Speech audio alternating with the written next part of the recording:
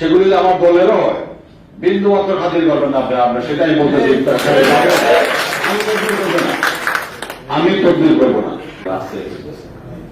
এটা কিন্তু আমাদের জন্য, আমাদের গণ সচেতনতাটা বাড়াতে হবে, আর সচেতনতা বাড়াতে হবে আমাদের মাদকের বিরুদ্ধে।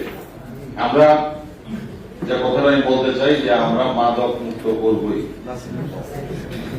এই প্রক্রিয়াটি আমরা একটা টাইম দিব, যারা এর সাথে জড়িত তারা বিকল্প আইন ব্যবস্থা বুঝেন। সমস্যা থাকলে আমার কাছে বলেন, আমাদের যারা আছে অফিসে তাদের কাছে বলেন, আমরা পারলে সেটাও দেখব। কিন্তু মাদক বিক্রি করে এই সমাজকে ধ্বংস করতে আমরা দিতে পারি না।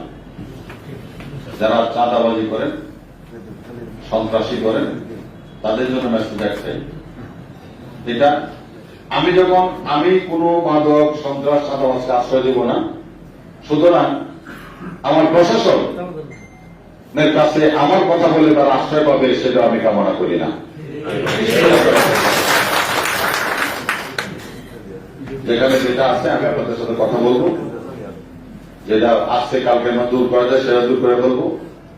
আর মাদকের এই যারা সাপ্লায়ার বড় ধরনের ব্যবসা করে, ওসি সাহেবের নলেজ আছে, আগে সেগুলিকে ধরে, সেগুলি আমার দলেরও হয়, বিন্দু মাত্র খাতির করবেন না আপনি। আমরা সেটাই বলতে চাই,